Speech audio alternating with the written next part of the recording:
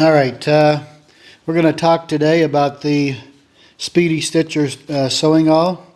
It can be used to sew leather or canvas, multiple layers of fabric. We use it, as I mentioned, for sewing up the mucklucks that we make, and we sew to a plastic sole.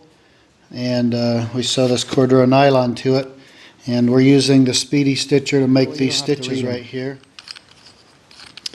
Alright, I'm going to unscrew the cap here, show you a few things about it.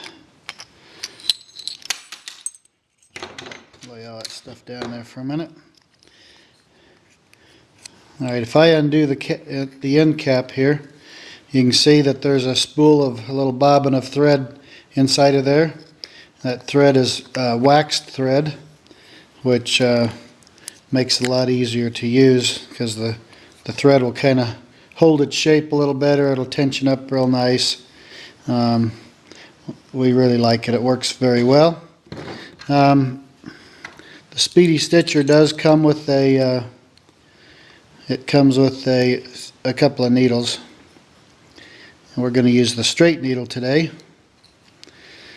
Alright, now what I want to show you is the thread comes from that bobbin through the wood handle, comes out this little hole right here, and then there's a little groove right there, and the thread goes through that groove and through this little metal cap here. There's a hole in that, you can see.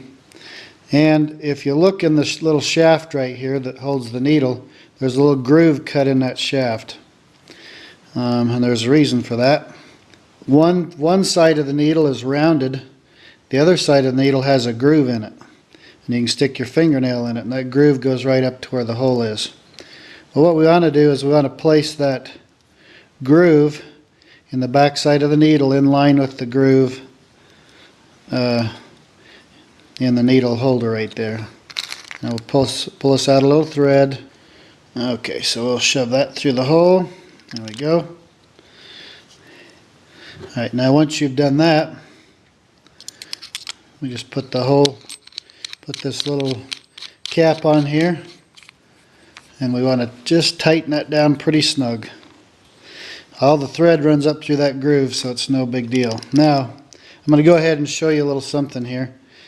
If I let the thread just come straight out of the handle here and through the needle, I can pull thread out of there very easily. Now you notice there's a little thumbtack looking thing here. What you do is you wrap the thread around that one time, and then as you're sewing you use that with some thumb pressure here, and it gives you the ability to tension the thread, so you can put some tension on it and snug up your stitches. Okay, so now I'm going to show you how we do all this. I'm going to pull some of this thread back out just for my first stitch through. I like to have just a little piece of thread like that. It's plenty, and I'll show you why in a moment. Okay. Alright, now let's go ahead and get started on this thing. Now what I want to do is just take my needle and put it on that line, and I usually spread my two fingers apart a little bit, and okay, now we've pushed through. Now you notice this little tag of thread here. Now what I want to do is I'm going to pull out, just for our demonstration here, about 8 inches of thread. Okay, now what we're going to do is we're going to pull the needle back out. Okay, now here's your on this hand that's not holding the needle. I usually take my fingers and hold the thread like that, and then I take my first finger and I let the thread wrap around that, and that way I can actually pull some tension. I can pull thread because I'm holding that. Okay, now what we want to do is we're going to come over here about I don't know, a little more than 1/4 of an inch. We're going to punch another hole through here. Now notice, when I pull the needle back a little bit, notice what happens here. There's a little loop in it. Okay, when you pull back, because this piece of thread is in the groove on this side of the eye, and on the back side of the eye there's no groove, it's just rounded. So when you pull back, especially because the thread's waxed, it sticks and it makes a little loop right there. So what we want to do is we want to shove the free end of the thread through that loop. And then I'm just going to grab the thread like I told you here around my index finger. Now I'm going to put my thumb right here on the needle, and I'm going to pull that back through the fabric. Okay, so I've now pulled that back through there, and I've made my first stitch.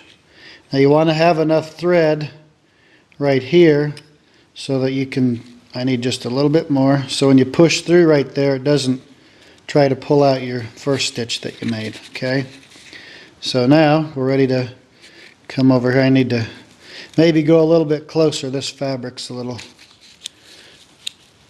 going that far is a little too much. Okay, so we'll go back through the loop there. We take some tension on with the right hand, we pull out with the left there. See, I've pulled some tension on that. Okay, we'll go through again here. And use a little caution, especially when you first start out here, because it's easy to poke your finger. And it can do a nasty little job of it too.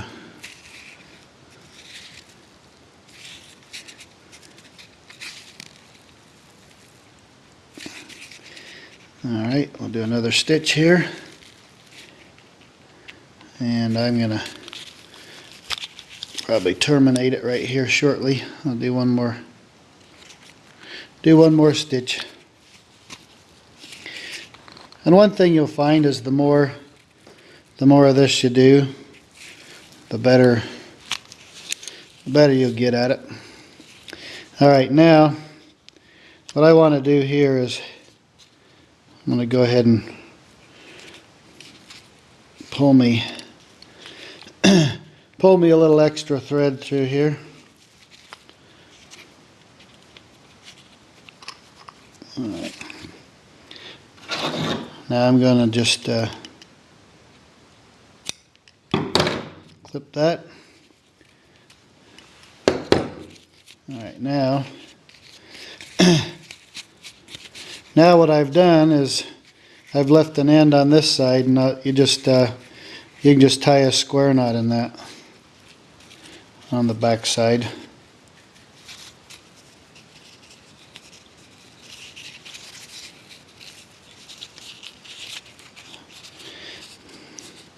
And I usually tie several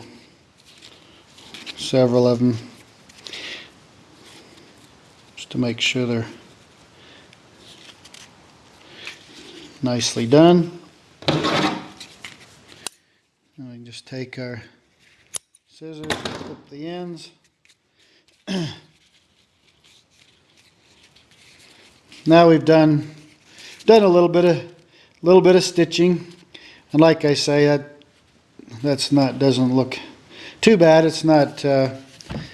You'll find as you get going, like see, this is getting a little straighter, nicer here. As you do this stuff, the more you do it, just like anything, the practice, you get better and more uniform as you go. But we just sewed through actually 5 layers. We just sewed through 5 layers of fabric here, and it's very, very simple. And it's the same method we used to do this stitching right here on the muck.